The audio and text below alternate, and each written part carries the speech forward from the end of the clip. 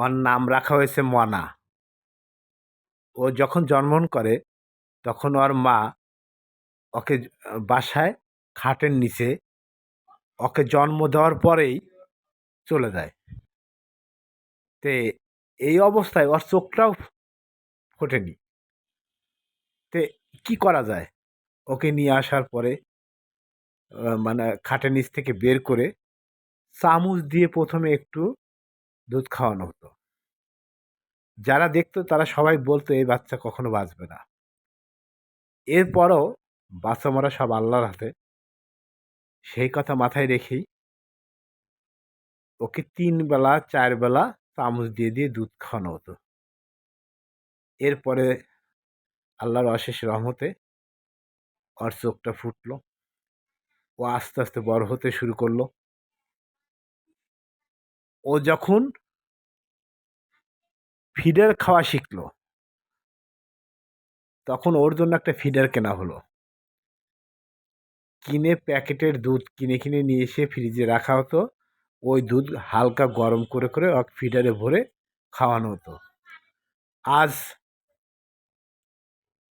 এরপরে ওকে নিয়মিত ৩ বেলা দুধ খাওয়ানো হতো ওই ফিডারে ভরে ভরে।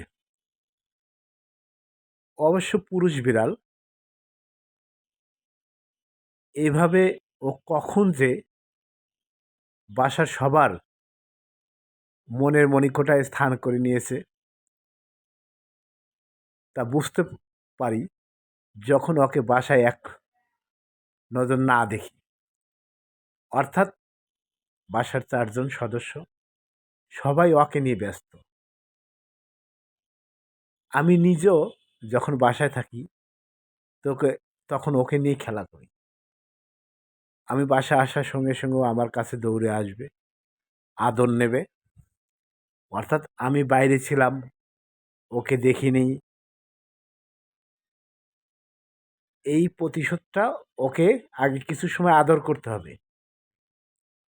না করলে ও পাছ ছাড়বে না, কোল থেকে নামবে না।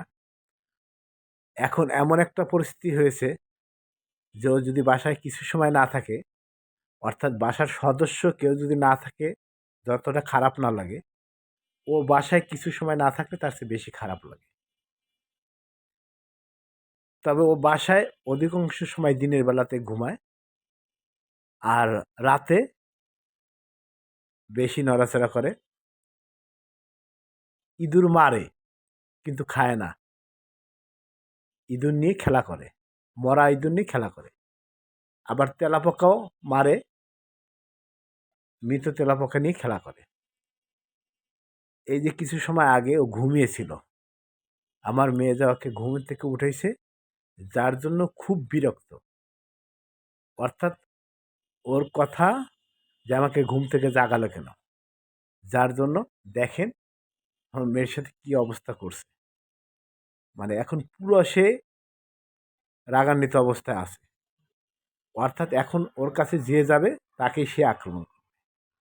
কিন্তু আক্রমণটা জোরে করে না, আক্রমণটা ওই মুখের ভিতর নিয়ে দাঁত দিয়ে আটকা রাখে। জোরে কামড় দিলে তো কেটে যাবে। অর্থাৎ ওর ভাষা আমরা বুঝতে পারি আর আমাদের ভাষাও বুঝতে পারে। কিন্তু আমার মেয়েটা ওকে বেশি ডিস্টার্ব দেয়। ও যখনই ঘুমায় তখনই নিয়ে ওকে রাগানোর জন্য ঘুম থেকে যা ডেকে তোলে বা ঘুম থেকে খোঁচা দেয়।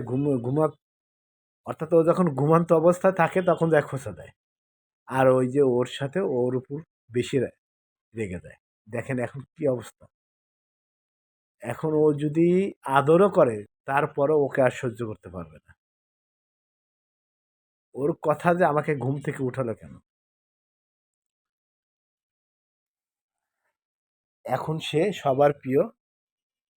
এই যে আমি বাইরের থেকে আসছি, আসার পরে এখন তাকে সর্বপ্রথম আদর করতে হবে, এরপরে অন্য কাজ।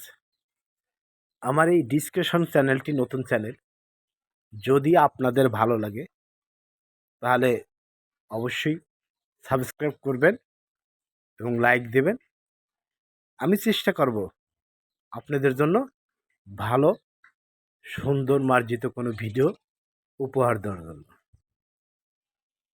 সবাই ভালো থাকবেন, আমার জন্য দোয়া করবেন। আল্লাহ হাফেজ।